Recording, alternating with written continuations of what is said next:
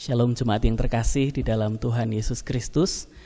Pada kesempatan hari ini kita akan bersama-sama mempersiapkan diri untuk memasuki pelayanan perjamuan kudus yang sebagaimana diwartakan di dalam warta jemaat akan kita laksanakan pada tanggal 4 Oktober 2020.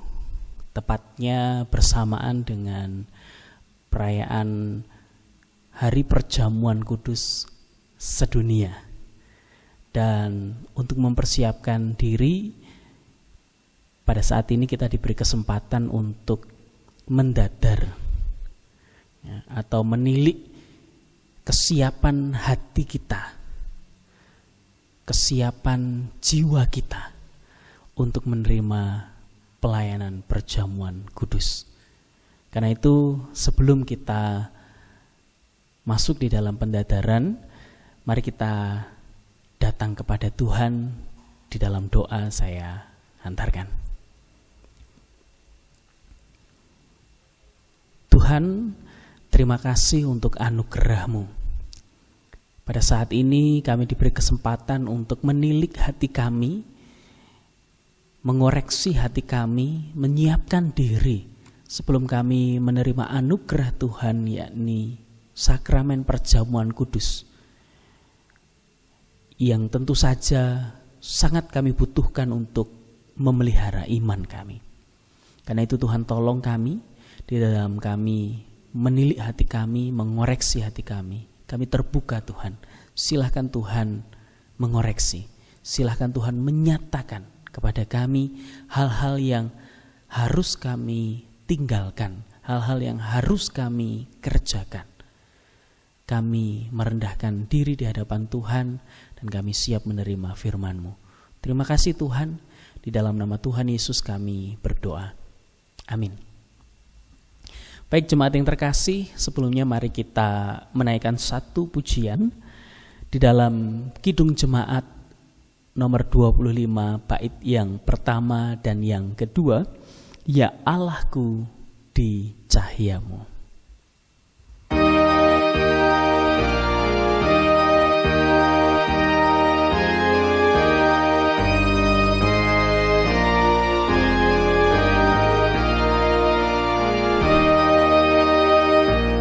Ya Allahku di Cahayamu tersingkap tiap noda. Kau lihatlah manusia penuh lumuran dosa. Bait yang kedua. Di cahayamu mesti redup semarak bintang-bintang. Kemanakah manusia dosanya tak terbilang.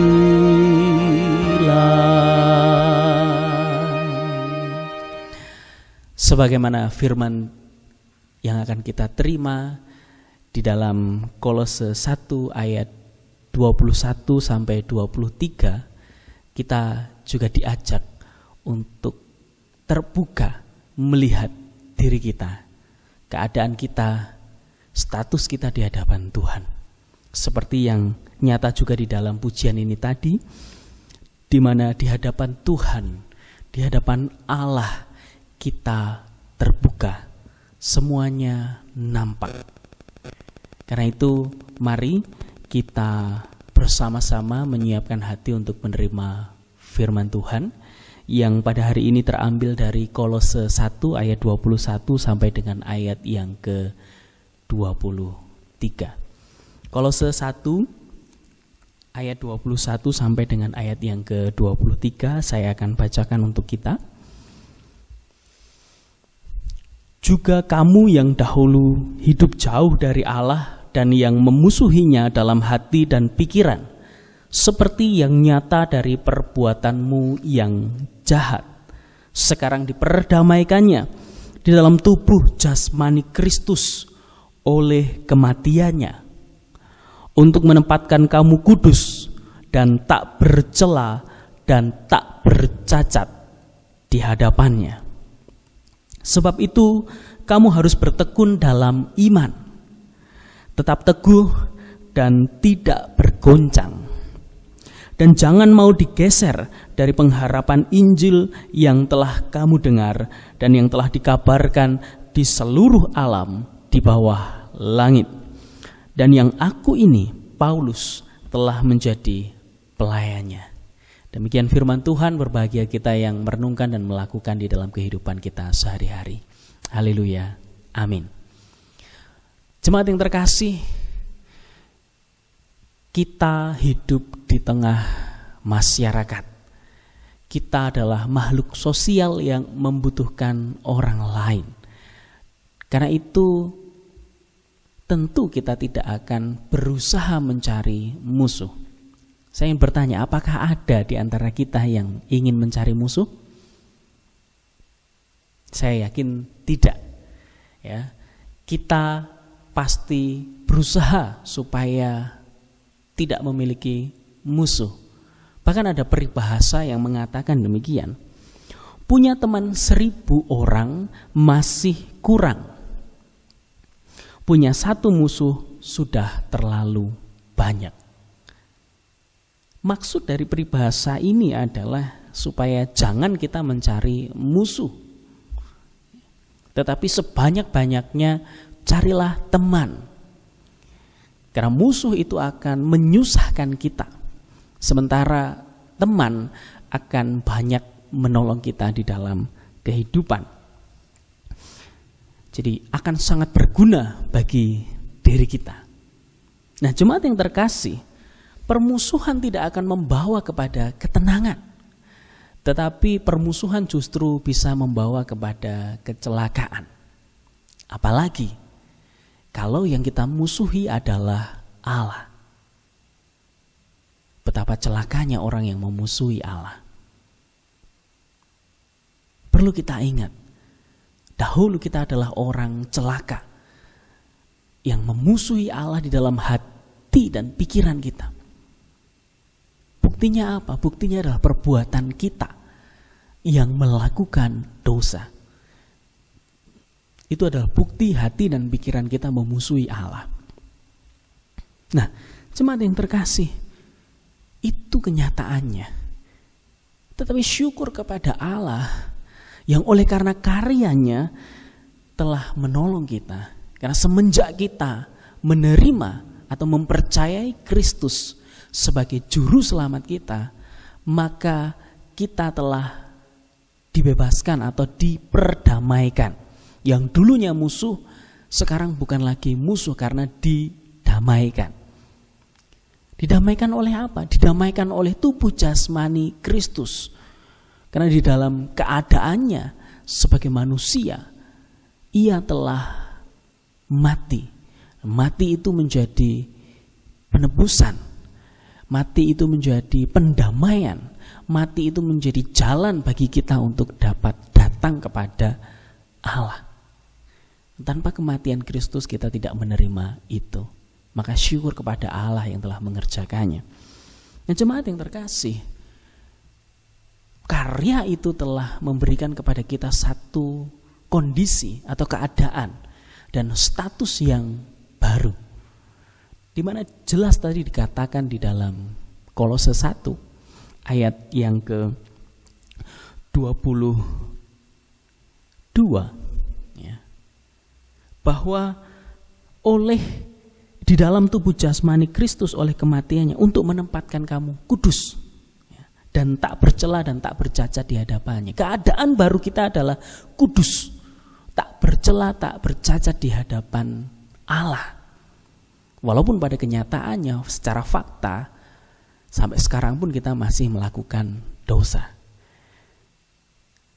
Tetapi hanya oleh karena karya Kristus di hadapan Allah kita dibenarkan. Secara hukum kita tidak bercela, tidak bercacat di hadapan Tuhan, kudus, dikhususkan. Nah, itulah kondisi atau status yang baru yang kita terima. Dan hal itu membawa konsekuensi kepada kita. Hal itu membawa konsekuensi kepada kita. Konsekuensinya apa? Di ayat yang ke-23 dikatakan bahwa kita mesti bertekun di dalam iman, tetap teguh dan tidak bergoncang, dan jangan mau digeser dari pengharapan Injil yang telah kita dengar. Memang secara khusus ayat ini disampaikan Paulus kepada jemaat Kolose, karena kondisi jemaat Kolose pada waktu itu ada pengajaran yang berusaha, ya, seolah-olah itu memang Injil Kristus, tetapi justru meragukan kealahan Kristus. Padahal Injil yang sejati, berita Injil yang sejati adalah berita tentang karya Kristus, di mana kepenuhan Allah ada pada Dia. Dan Dialah Allah, Dialah gambaran Allah yang tidak kelihatan. Dialah Allah. Itu yang sedang dijelaskan oleh Paulus. Dan karena Dia Allah, maka Dia bisa membenarkan kita, mendamaikan kita. Dan karyanya, karya kematian dan kebangkitannya itu yang mampu membebaskan. Nah, inilah Injil yang sejati. Inilah yang hendak dinyatakan oleh Paulus, diingatkan oleh Paulus kepada jemaat Kolose, dan tentu saja kepada kita. Maka jangan sampai pengharapan kita bergeser, iman kita bergeser. Kita mesti teguh. Kita mesti berpegang pada hal itu, bahwa karya Kristus itu yang telah membebaskan kita. Jangan sampai digeser. Karena itu jemaat yang terkasih, besok pada tanggal 4 Oktober 2020 kita akan melaksanakan perjamuan kudus. Itu adalah bentuk atau sarana pemeliharaan bagi iman kita, supaya iman kita tidak bergeser, pengharapan kita tidak bergeser, tetap teguh. Sekaligus nanti pada tanggal 4 itu kita juga akan menjadi saksi saudara-saudara kita yang mengaku percaya, saudara-saudara kita yang menyerahkan diri untuk dibaptis, menerima baptisan dewasa, maupun orang tua yang menyerahkan anaknya untuk dibaptis, menerima baptisan anak. Momen itu kiranya juga menolong kita untuk mengingat peristiwa ketika kita dijumpai oleh Allah. Pertama kali kita mendengar berita Injil, pertama kali kita menerima Kristus sebagai Tuhan dan Juru Selamat kita. Mari kita menyiapkan diri memasuki momen itu. Kita melihat kepada diri kita. Siapkah kita? Siapkah kita? Dan maukah kita untuk ikut serta di dalam perjamuan Allah? Tuhan memberkati. Mari kita bersaat teduh sejenak merenungkan firman Tuhan ini.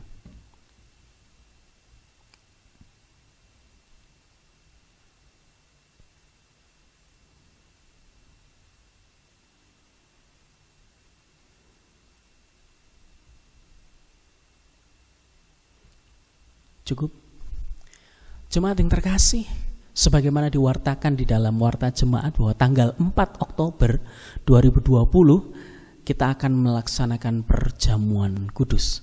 Karena itu sebagai hamba Tuhan, saya ingin menanyakan beberapa hal kepada Bapak Ibu, dan silahkan dijawab secara pribadi di hadapan Allah, karena Tuhan melihat, mengerti apa yang menjadi isi hati Bapak Ibu. Yang pertama, mari kita bertanya kepada diri kita. Apakah kita sungguh-sungguh menyadari dan mengakui kita berada dalam kondisi tidak selamat? karena dosa. Dan dengan kekuatan serta usaha sendiri tidak mampu melepaskan diri dari kondisi tersebut. Sehingga membutuhkan juru selamat yang berkuasa melepaskannya. Yang kedua, apakah kita sungguh-sungguh bertobat serta menyerahkan diri dengan penuh keyakinan kepada Allah yang menyelamatkan melalui kematian dan kebangkitan Tuhan Yesus? Lalu yang ketiga, apakah kita sungguh-sungguh bertekad menyerahkan diri untuk hidup sesuai dengan firman-Nya? Dan yang terakhir, mari kita bertanya juga, apakah kita sungguh-sungguh bertekad senantiasa menjalani hidup penuh syukur atas anugerah penyelamatan Allah? Mari kita bertanya kepada diri kita. Mari kita hening sejenak dan merenungkan pertanyaan-pertanyaan tersebut.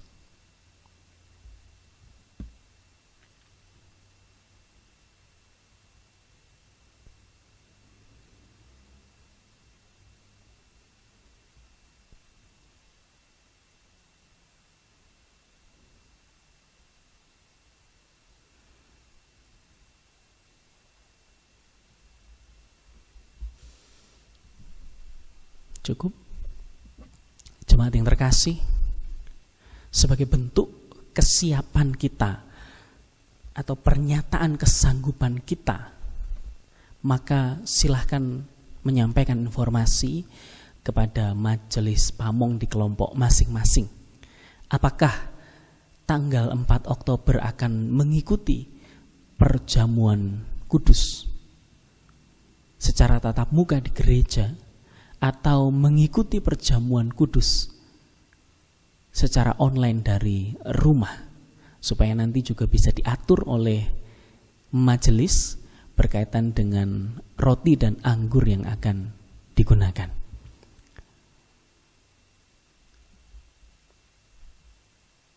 Dan karena itu, mari kita berdoa kepada Tuhan, kita menyerahkan pernyataan kesiapan kita untuk mengikuti perjamuan kudus di hadapan Tuhan.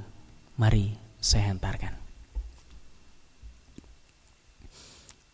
Tuhan, kami menyadari bahwa oleh anugerah Tuhan, kami yang dulunya musuh, kami yang dulunya seteru telah diperdamaikan. Kami boleh berelasi dengan Allah, kami boleh berjumpa dengan Allah, kami boleh menerima anugerah keselamatan. Terima kasih Tuhan, terima kasih. Bahkan esok tanggal 4 Oktober 2020 kami diberi kesempatan untuk boleh bersama-sama menerima pelayanan perjamuan kudus. Kiranya Tuhan menolong kami di dalam hari-hari kami mempersiapkan diri, dan di dalam kami terus mengiring Engkau, sehingga kami boleh menerima sakramen perjamuan kudus sebagai sarana pemeliharaan iman kami. Dan iman kami dikuatkan, diteguhkan, dan kami terus berpegang kepada pengharapan Injil yang telah Tuhan nyatakan kepada kami. Terima kasih Tuhan. Di dalam nama-Mu kami berdoa. Amin. Jemaat yang terkasih, untuk mengakhiri pendadaran pada hari ini, mari kita memuji nama Tuhan di dalam Kidung Jemaat nomor 376, bait pertama dan bait yang kedua. Ikut Dikau saja Tuhan.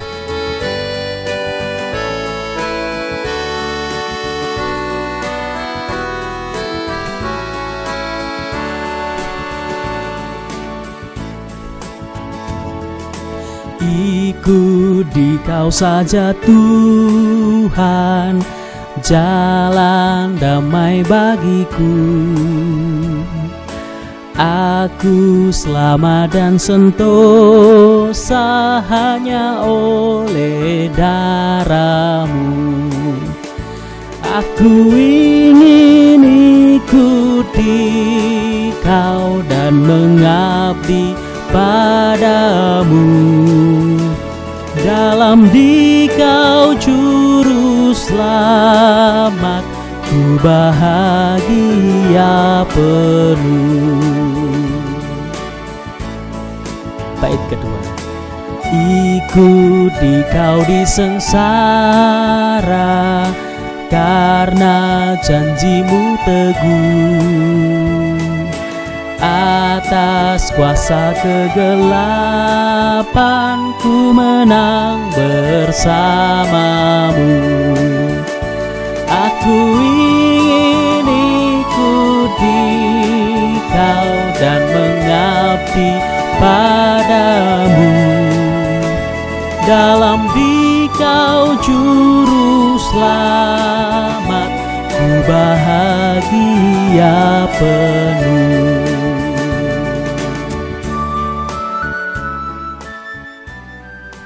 Mari kita bersatu di dalam doa. Tuhan, kami menyerahkan persiapan kami untuk perjamuan kudus tanggal 4 Oktober. Terima kasih karena kami diberi kesempatan untuk didadar hati kami, dikoreksi hati kami, dan kami menyerahkan semuanya kepada Tuhan. Terima kasih Tuhan, di dalam nama Tuhan Yesus kami berdoa. Amin. Selamat menyiapkan diri untuk perjamuan kudus. Tuhan memberkati.